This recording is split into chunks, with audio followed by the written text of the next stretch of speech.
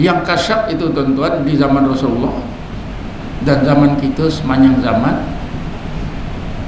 ialah apa yang disebut oleh Rasulullah dengan istilah urraf, munajjim, kahin. Rasulullah bersabda, man ata urrafan au munajjiman au kahinan fasaddaqahu faqad kafara bima unzila ala Muhammad. Siapa yang mendatangi tukang-tukang tilik, urraf itu tukang tilik, au munajjiman atau ahli nujum. Ahli nujum ni tukang tilik yang menggunakan perjalanan bintang di langit ni. Au kahinan atau pawang. Di zaman jahilah inilah tukang-tukang tilik ni mainkan peranan penting. Nabi tak tahu, mereka tahu. Sehingga ada sahabat dia, tak salah saya Sayyidina Umar ke siapa, ya Rasulullah, boleh tak kita apa itu tanya pawang-pawang ni, kahin, ya Rasulullah. Kata Rasulullah, tak boleh. Ya Rasulullah, cakap mereka betul ya Rasulullah. Maka Rasulullah menjawab, kadzdzabal munajjimu walau kana shadiqan. Bohong tukang-tukang tilik ahli nujum itu walaupun cakapnya itu betul berlaku. Jadi macam mana dikatakan bohong sedangkan benar berlaku? Dikatakan bohong kerana ahli nujum tu dia tak tahu. Dia tahu tu dapat maklumat daripada pembantu gaibnya, iaitu syaitan. Daripada syaitan itulah dia dapat maklumat. Sedangkan ahli nujum tu tak tahu langsung. Bila dibagi tahu, dia sebut. Sebab itulah Rasulullah pembohong walaupun betul. Sebab dia tak tahu, yang tahu syaitan. Dan juga mungkin maksud Rasulullah bohong tu kadang-kadang saja betul, banyak bohongnya. Siapa yang terperangkap dengan kata-kata ahli nujum, tukang-tukang tilik, nanti jadi mangsa pembohongannya. Orang bohong ni kan macam tu tuan-tuan, 10 kali ini dia betul, tapi nanti dia bohong sekali saja, dia dah pulang modal, dapat cover. 10 kali dia tunjukkan baiknya, sekali saja dia bohong kita jadi mangsa, habis kita berduka cita sepanjang hidup kita.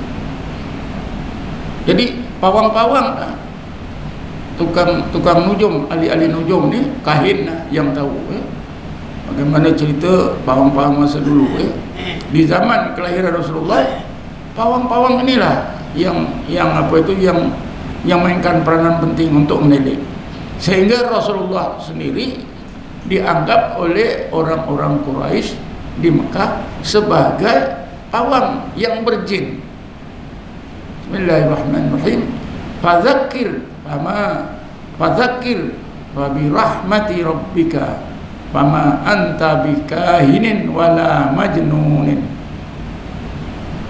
Ya Muhammad, engkau sampaikanlah ajaran Islam kepada umatmu.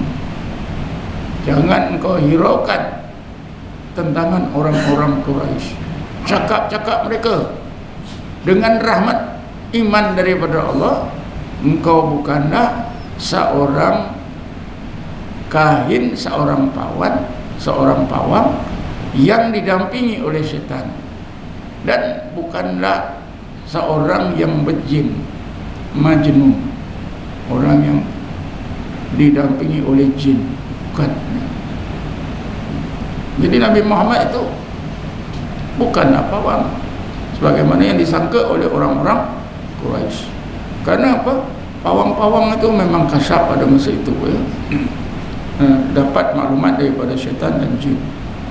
Jadi kita berbalik semula, wali-wali Allah itu dikurniakan oleh Allah kasyaf ilmu, kasyaf maknawi, tidak dikurniakan Allah kasyaf berkaitan dengan kehidupan manusia. Ya. Dalam peperangan Rasulullah kita nampak jelas ya, Rasulullah tak tahu menang ke kalah. Rasulullah juga tak tahu mana tempat yang baik untuk dijadikan strategi peperangan. Rasulullah tak tahu. Ya, dalam perang Badar, dalam perang Uhud ya, Rasulullah berhenti sama dengan unta dia. Lalu sahabat ada yang bertanya, ya Rasulullah, adakah ini perintah daripada Allah? Kita nak berkhemah di sini, kita nak jadikan ini apa itu pusat ketenteraan kita. Rasul kata, ini pilihan aku ya. Kalau gitu ya Rasulullah, kalau pilihanmu bukan wahyu daripada Allah, di depan sana ya Rasulullah lebih baik, sebab di sana ada perigi. Rasulullah tak tahu ada perigi situ, tak kasyaf ya. Tapi kalau pawang-pawang tuan-tuan kasyaf, dia tahu sana ada pergi ya. Sebab itulah tuan-tuan, dalam banyak peperangan, boleh katakan semua peperangan, Rasulullah melantik beberapa orang sahabat yang ditugaskan untuk melakukan perisikan, intipan. Rasulullah tidak guna kasyaf, tak payahlah, kamu jangan bimbanglah, aku nampak gerakan tentera musuh, kita nampak ada kat sana, ada kat sana, oh ramainya sekian ya. Kan pelik tuan-tuan, orang sekarang ya, orang sekarang ya, ustaz-ustaz, setengah ustaz yang memberi khidmat rawatan Islam, di rumah awak ni ada 1000 ekor jin, boleh tahu? Rasulullah pun tak ada cakap gitu. Kan ramai perawat yang macam tu, dalam badan awak ni banyaknya jin. Kita tanya berapa? Berpuluh. Cakap bohong je tuan-tuan ya? Manalah tahu ya. Mungkin jin tu duduk dekat telinga dia pun dia tak tahu. Dia boleh tahu jin tu ada dalam badan orang sekian-sekian. Sebab saya, pusat rawatan saya tuan-tuan, didatangi oleh orang yang sudah berubat di tempat sana, ustaz sana, ustaz sana, yang mengadu, saya dah berubat kat sana. Apa kata ustaz tu? Dalam badan saya ni ada jin yang kuat-kuat. Berapa? 70. Kata saya, kalau dalam badan awak ada 70 ekor jin, awak tak kuat lah nak jalan ya. Seekor jin saja pun awak lembik mungkin ya. Berat jin ni, walaupun dia macam angin, dah masuk tubuh kita berat ya. Sebab itu orang ada yang lumpuh tu kerana jin ni berat. Jin tu keluar, barulah dia sihat, barulah ringan ya. Tuan-tuan dan puan sekalian ya. Jadi wali-wali Allah dikurniakan kasyaf ilmu, hakikat dan makrifatullah. Kan Imam Ghazali itu bila kita baca kitab Ihya tu, kita heran macam mana dia boleh fikir macam tu. Dari mana datangnya? Dikasyafkan oleh Allah ya. Ibnu Attillah, pengarang kitab Hikam ni tuan-tuan, asalnya dia memusuhi Abu Abbas Mursi, seorang ulama tasawuf yang mengajar ilmu tasawuf dan tarekat Sazaliyah atau Saziliyah ya.